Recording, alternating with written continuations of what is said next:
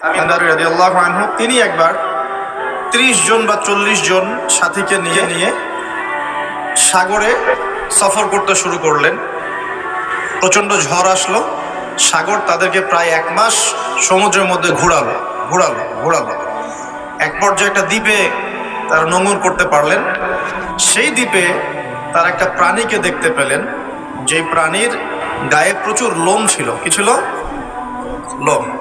এত বেশি লোমকূপ যে তার চেহারা কোনটা আর পিছন দিক কোনটা এটা আইডেন্টিফাই করা যাচ্ছে না।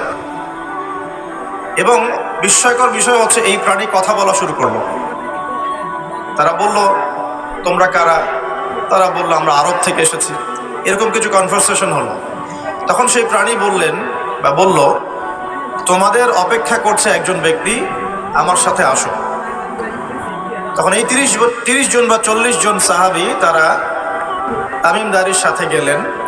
সাহাবী বলছে এই অর্থে যে তারা পরবর্তীতে মুসলিম হয়েছিলেন, এই ঘটনার পরে তারা মুসলিম হয়েছিল, আলহামদুলিল্লাহ।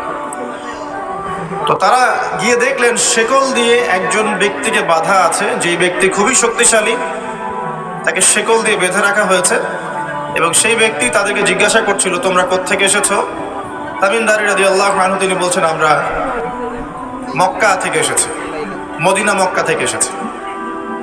কি উদ্দেশ্যে? এই উদ্দেশ্যে, তোমাদের সেখানে একজন ব্যক্তি আছে মুহাম্মদ, তার কি খবর? তামিম দারি রাদিয়াল্লাহু আনহু বলছেন, তার খবর হচ্ছে বালতির মতো। কিসের মতো? বালতির মতো। কখনো তিনি বিজয় লাভ করছেন, কখনো আবার মুশরিকরা বিজয় লাভ করছে। মানে বদরের যুদ্ধে তিনি জয়লাভ করেছেন, উহুদের যুদ্ধে আবার মুশরিকরা মুসলিমদেরকে বিপর্যয়ের সম্মুখীন করেছে। জিজ্ঞাসা করলেন, তাবারিয়া হ্রদ চিনো? তিনি বলছেন, হ্যাঁ চিনি। তাবারিয়া হ্রদে কি পানি আছে? তামিম দারি রাদিয়াল্লাহু আনহু বলছেন, হ্যাঁ পানি আছে। এই ব্যক্তি তখন বলছে, অতি শীঘ্রই সেখানে কোনো পানি থাকবে না। আবার প্রশ্ন করছেন, বাইসানের খেজুর গাছের নাম শুনেছ? তামিম দারি বলছেন, শুনেছে।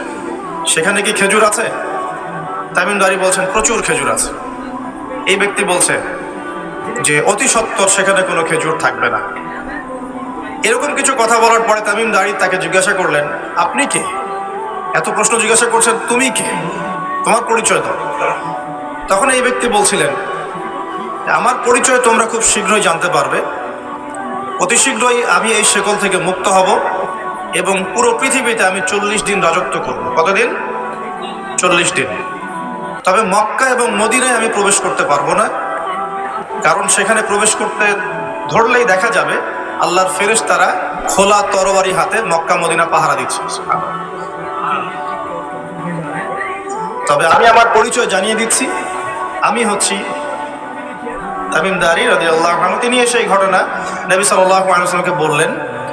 বলার পরে নবী সাল্লাল্লাহু আলাইহি ওয়াসাল্লাম তার চেহারাটা উজ্জ্বল হয়ে উঠল।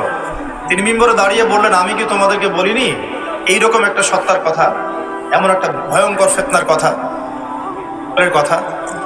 সাহাবীরা বলেন, হ্যাঁ আপনি বলেছিলেন।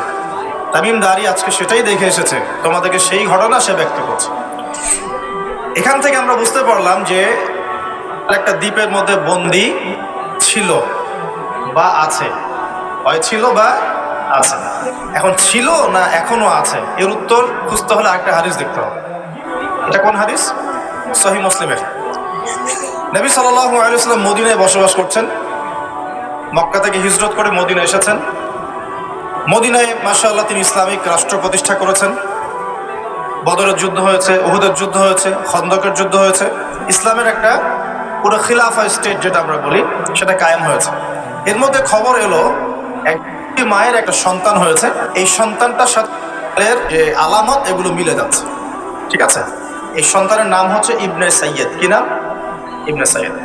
তো নবী সাল্লাল্লাহু আলাইহি ওয়াসাল্লাম ওমর রাদিয়াল্লাহু আনহু এবং অন্যান্য সাহাবীদেরকে নিয়ে ইনভেস্টিগেট করতে গেলেন। ইনভেস্টিগেট করতে গিয়ে তাকে ডাকলেন। ইবনে সাইয়্যিদকে ডেকে বললেন, তার চুলগুলো কোঁকড়ানো ছিল চুলের মতোই, চোখের মধ্যে একটু সমস্যা ছিল, কারণ আমরা জানি ডান চোখে একটু সমস্যা থাকবে। আঙ্গুর কালার দেখেছেন? আঙ্গুর, চোখটা অনেকটা আঙ্গুরের মতো হবে, ফোলা।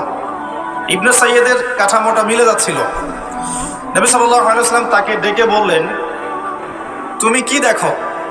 ইবনে সাইয়্যিদ বলছে, আমি আরশ দেখি। কি দেখি?